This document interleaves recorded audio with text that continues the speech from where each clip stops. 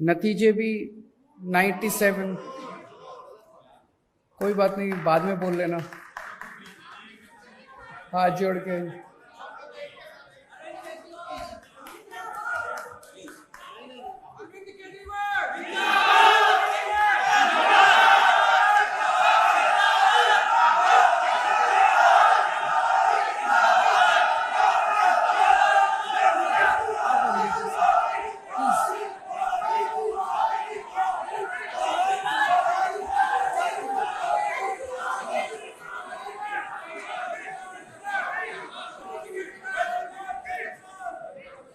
काश अगर इन नारों से शिक्षा व्यवस्था अच्छी हो सकती तो बहुत 70 साल में हो गई होती। मेरी आप लोगों से हाथ जोड़ के निवेदन है, इस पार्टी वालों से भी और इस पार्टी वालों से भी, दोनों पार्टी वालों से निवेदन है, मेरी 5 मिनट बात सुन लो, नहीं पसंद आए तो बाद में नारे लगा लेना। एक बार बोल तो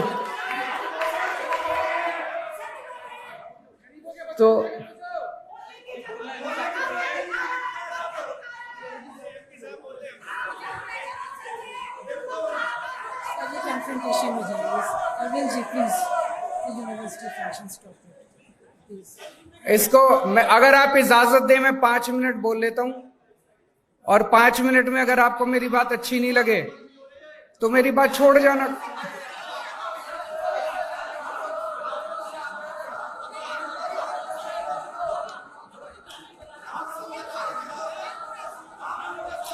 एक मिनट, अब बैठ जाओ, सब लोग बैठ जाओ, सब लोग बैठ जाओ, बैठ जाओ, सब लोग बैठ जाओ, बैठ जाओ, सब लोग बैठ जाओ,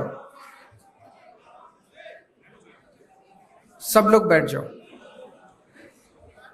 तो एक तरह से 12वीं तक अपने पास अब एक सिस्टम है, अगर आपके पास पैसे नहीं भी हैं तो आपको अच्छी शिक्षा मिलेगी, आप सरकारी स्कूल में भेज दो, आपके बच्चे को अच्छी शिक्षा मिलेगी। अब अपने को 12वीं के बाद की शिक्षा के ऊपर ध्यान देने की जरूरत है। दिल्ली में हर साल लगभग 2.5 लाख बच्चे 12वीं पास करते हैं। इसमें से लगभग 1.5 लाख बच्चे सरकारी स्कूलों से निकलते हैं, 1 लाख बच्चे प्राइवेट स्कूलों से निकलते हैं। जब हमने जिम्मेदारी संभाली थी 2015 में, तो उस वक्त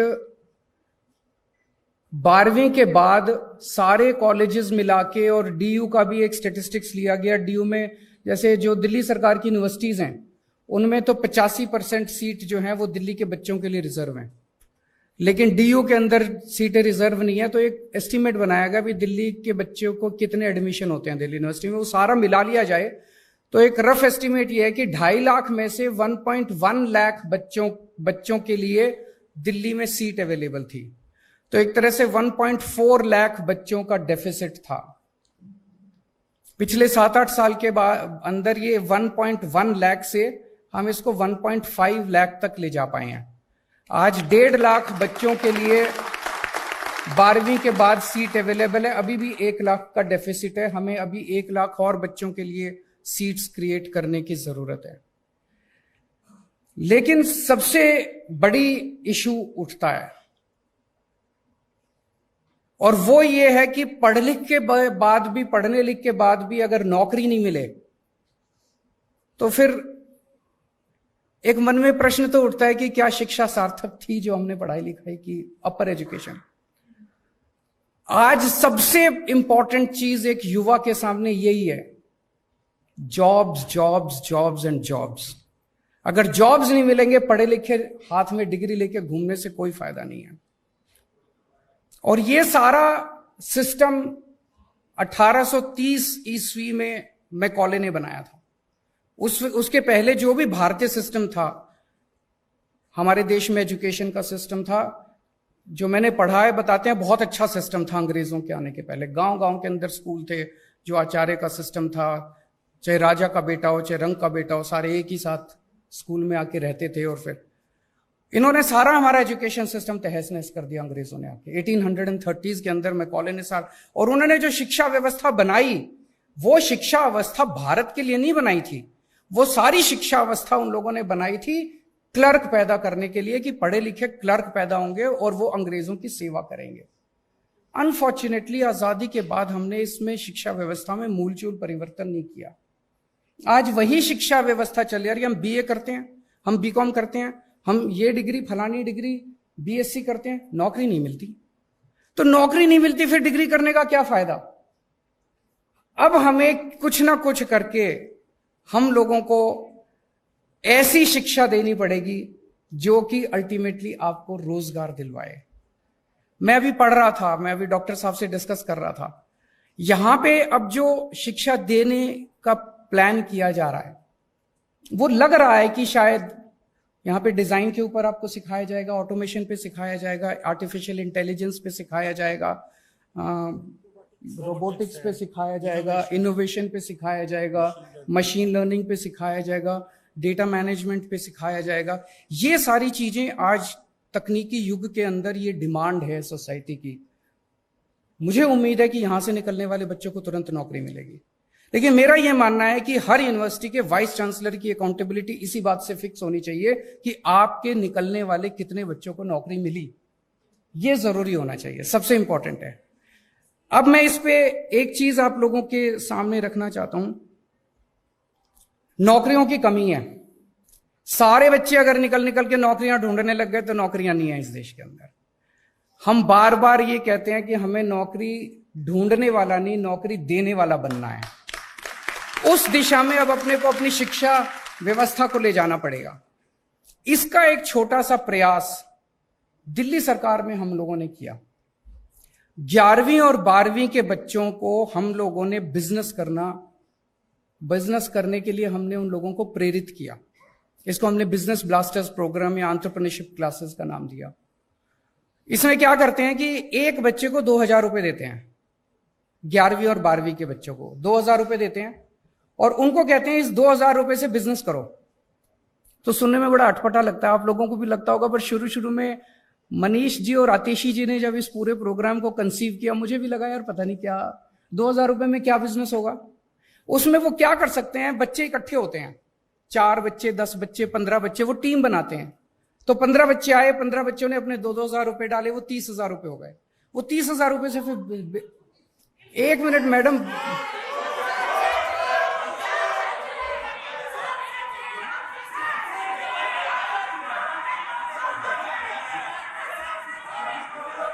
अगर ऐसे डिस्टर्ब करेंगे तो हम बात ही नहीं कर सकते फिर।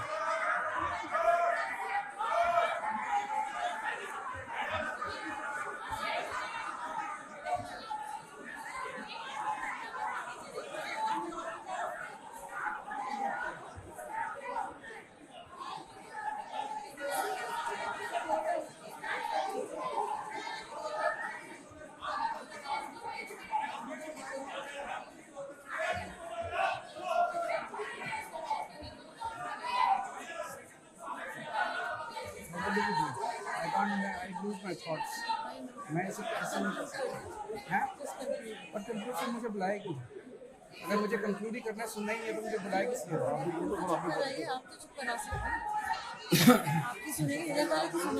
नहीं, ये तो तभी उठ रहे हैं जब वो उठ रहे हैं।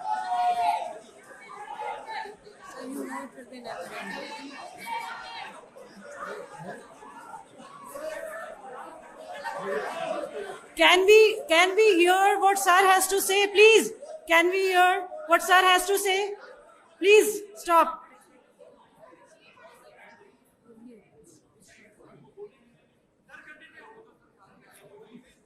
मेरे हो सकता है आप लोगों को कुछ आइडियाज पसंद ना आए, हो सकता है आप लोगों को ये लगे कि केजरीवाल जो बोल रहा है वो सच नहीं है, हो सकता है।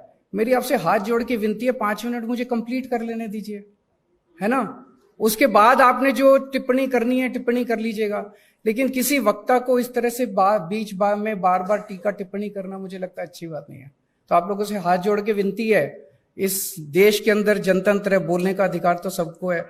मैं किसी को गाली गलौच नहीं कर रहा, मैं अच्छी बातें कर रहा हूं। पसंद आए तो ठीक है, नहीं पसंद आए तो ना सही।